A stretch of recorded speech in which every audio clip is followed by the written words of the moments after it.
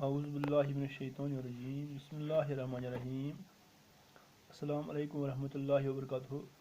پیارے بچوں، آج کا جو سبق ہے یہ تیسری کتاب اردو کی تیسری کتاب سے ہے، تیسری جماعت کی اردو کتاب سے ہے۔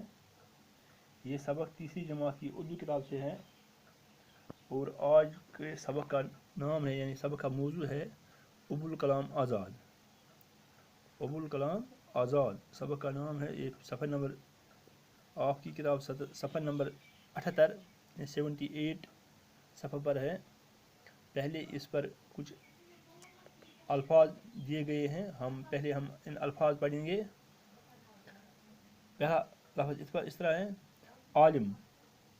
عالم کا مطلب ہے جاننے والا، بہت علم رکھنے والا۔ عالم کو علم زانن وول یا سٹھا علم آس۔ یتھے پٲٹھۍ لگن۔ لگن کا مطلب ہے پیار یعنی محبت۔ اس طرح اور لفظ ہے بیداری۔ بیداری کا معنی ہے ہوشیاری۔ بیداری کا معنی ہے ہوشیاری۔ اس طرح ذہین۔ ذہین کا معنی ہے عقل مند۔ اس طرح ہے جدوجہد۔ جدوجہد کے معنی ہے کوشش۔ عالم۔ عالم کے معنی ہے جاننے والا، بہت علم رکھنے والا۔ لگن کے معنی ہے پیار محبت۔ اس طرح بیداری کے معنی ہے ہوشیاری۔ ذہین کے معنی ہے عقل مند اور جدوجہد کے معنی ہے کوشش، یعنی کوشش۔ جدوجہد کے معنی ہے کوشش۔ اب سبق ہے ابوالکلام آزاد۔ آزاد اس کا تخلص ہے۔ آپ کا اصلی نام محی الدین احمد تھا، یعنی ابوالکلام آزاد کا اصلی نام محی الدین احمد تھا۔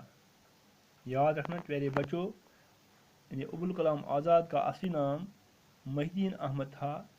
آپ 1888 عیسوی میں مکہ میں پیدا ہوئے، یعنی مکہ شریف میں پیدا ہوئے۔ آپ کے والد کا نام مولانا خیر الدین تھا، یعنی آپ کے باپ کا نام مولانا خیر الدین تھا۔ آپ کی والدہ یعنی اس کی ماں، آپ کی والدہ مدینہ منورہ کے ایک مشہور عالم کی بیٹی تھیں۔ آپ کی والدہ یعنی ابوالکلام آزاد صاحب کی والدہ والدہ مدینہ منورہ کے ایک مشہور عالم کی بیٹی تھیں۔ آپ کے والد مولانا خیر الدین جب ہندوستان آئے، یعنی جب مدینہ منورہ سے ہندوستان آئے تو کلکتہ میں قیام کیا۔ مولانا آزاد نے کسی مدرسے میں تعلیم نہیں پائی۔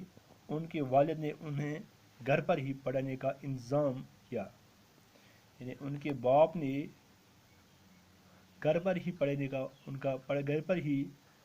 ان کا پڑھانے کا انتظام کیا۔ مولانا آزاد بے حد ذہین تھے، یعنی بہت عقل مند تھے۔ انہوں نے بہت کم وقت میں تعلیم حاصل کر لی۔ انہوں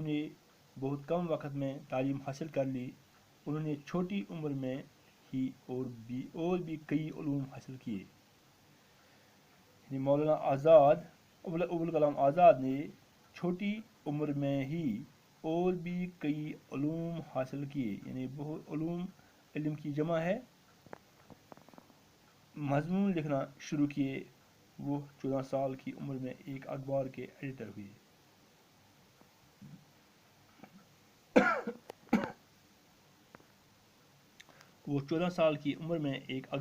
ایڈیٹر ہوئے۔ اور پورے ملک میں مشہور ہوئے۔ آپ نے کئی اخبار نکالے اور ہندوستان کے لوگوں میں بیداری پیدا کی، یعنی ہندوستان کے لوگوں میں ہوشیاری پیدا کی۔ آپ کے خیالات سے ملک میں ایک نیا جوش پیدا ہوا۔ यानी आपके ख्यालात से मुल्क में एक नया जोश यानी वलवला पैदा हुआ, लोगों में आज़ादी की लगन पैदा हुई, लोगों में आज़ादी की मोहब्बत पैदा हुई। मौलाना आज़ाद की शोहरत की दूसरी वजह उनकी तकरीरें हैं। मौलाना आज़ाद की शोहरत की दूसरी वजह उनकी तकरीरें थे। लोग दूर दूर से उनकी तकरीरें सुनने के लिए आते थे और एक नया जोश लेकर जाते थे। आपकी तकरीरों ने पूरे मुल्क को अंग्रेज़ों के खिलाफ खड़ा कर दिया। आप अंग्रेज़ की हुकूमत के सख्त मुखालिफ थे। आप हिंदुस्तान की आज़ादी के लिए अपने कलम और अपनी ज़बान दोनों से काम लेते रहे।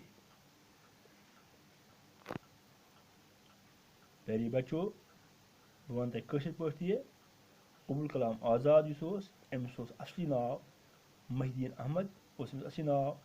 यह 1868 ईस्वीस मज मक्का शरीफस मज जामुत, यानी असली आबई वतन मक्का शरीफ।